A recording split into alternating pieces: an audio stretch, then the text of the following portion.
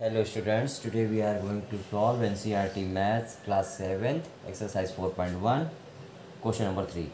Solve the following equations by trial and error method. हमको ये equation solve करनी है बेटा क्या करके ट्रायल और एरर मेथड के साथ.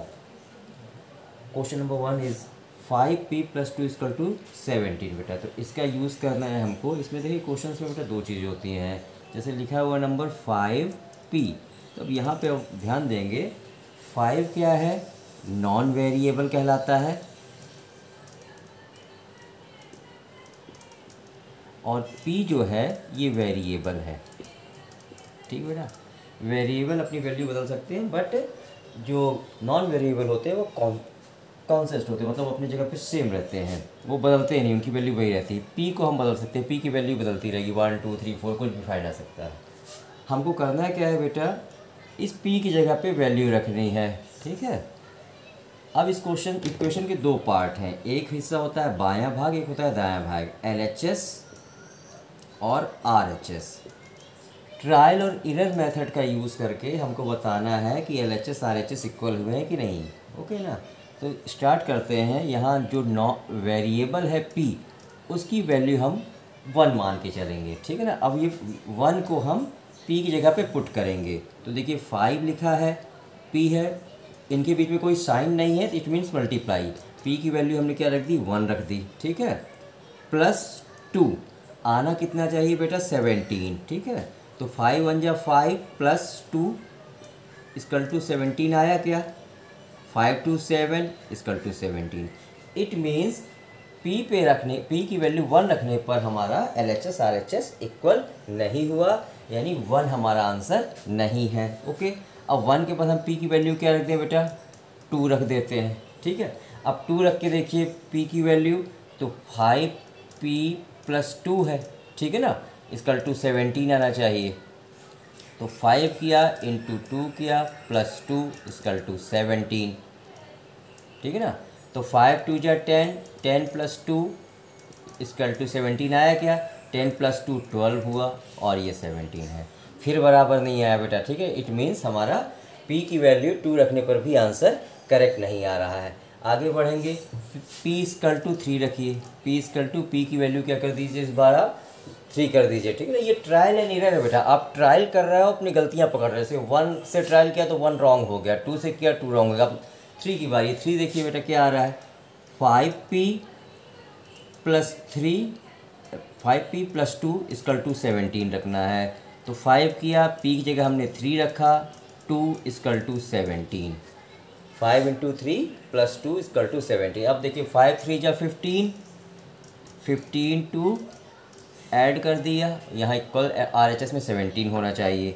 तो 15 2 17 और ये 17. इस क्वेश्चन में हम देख रहे हैं बेटा कि हमारा LHS और RHS कैसे हो गए, इक्वल हो गए. LHS = RHS आ गया. इट मीन्स हम कह सकते हैं p की वैल्यू 3 रखने पर हमारा आंसर आ रहा. So our answer is 3. Is that clear. चलिए थर्ड के सेकंड पार्ट को देखते हैं.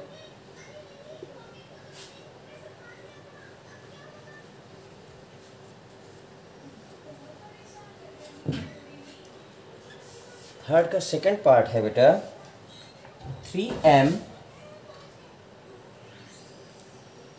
14 = 4. ठीक है बेटा. अब देखिए इसमें भी वही चीज़ है, दो पार्ट हैं इसमें, LHS एंड RHS. ठीक है. LHS में क्या है, एक है वेरिएबल, एक है नॉन वेरिएबल. नॉन वेरिएबल तो नंबर होते हैं, वेरिएबल हो गया x y z m जो भी है. तो हमको ट्रायल और एरर मेथड में नंबर पुट करके चेक करना है कि ये कौन सा इक्वेशन को सेटिस्फाइड करता है. Let's start now. ये हो गया LHS, ये हो गया RHS. ठीक है. अब LHS में क्या है हमारे पास, 3m - 14 = RHS में 4. यहाँ m की वैल्यू, अब ट्रायल एरर के अकॉर्डिंग हम m की वैल्यू क्या मान लें पहले बेटा, 1 मान लें. अब m की जगह आप जब 1 मानोगे तो 3 × m की जगह आपने m की वैल्यू क्या मान ली है, 1 मान ली है, -14 = 4 आना चाहिए. तो 3 1 जा 3 किया, -14 क्या, यहाँ 4, तो 14 निगेटिव है, 3 पॉजिटिव है, प्लस माइनस माइनस होता है बेटा, तो 14 में 3 घटा दोगे क्या आ जाएगा, -11 4। ठीक है, क्या बराबर हुए, नहीं हुए, यानी m की वैल्यू 1 रखने पर आंसर क्लियर नहीं है। अब m की वैल्यू अब क्या कर दो बेटा, 2 कर दो, 2 रख के देखो, m की वैल्यू 2 करोगे तो यहाँ से अलग कर दीजिए, m की वैल्यू 2 रखने पे हो जाएगा 3 इंटू m की जगह क्या रख दिया, 2 रख दिया, -14 किया, इक्वल टू 4 आना चाहिए, तो 3 2 जा 6 हुआ, -14 किया 4, तो 14 में 6 गया बेटा -8, क्योंकि निगेटिव नंबर बड़ा है। अभी भी देखिए बराबर नहीं आया, ठीक है ना, अभी भी ये बराबर नहीं आ रहा है।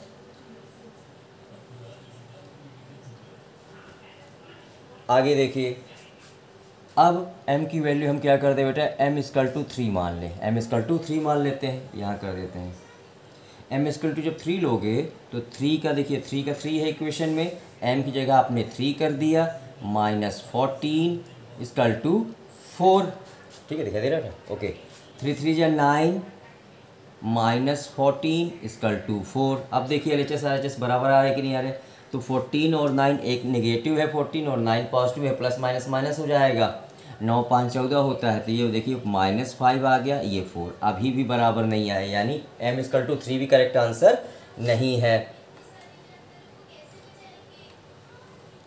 ठीक है, अब m इक्वल टू 4 रखिए, m इक्वल टू 4 रख के देखिए, तो 3 है, m की जगह हमने 4 रख दिया, -14 किया 4, 3 4 जा 12, -14 इक्वल टू 4। अब 14 और 12 दोनों नंबर कैसे बेटा, एक पॉजिटिव है एक निगेटिव है, 14 निगेटिव नंबर है, 12 पॉजिटिव नंबर है, प्लस माइनस माइनस होता है बेटा, -2 आ जाएगा। ये माइनस क्यों आ रहा है, क्योंकि माइनस का नंबर बड़ा है। ओके, अभी भी देखिए सेटिस्फाइड नहीं हुआ इक्वेशन।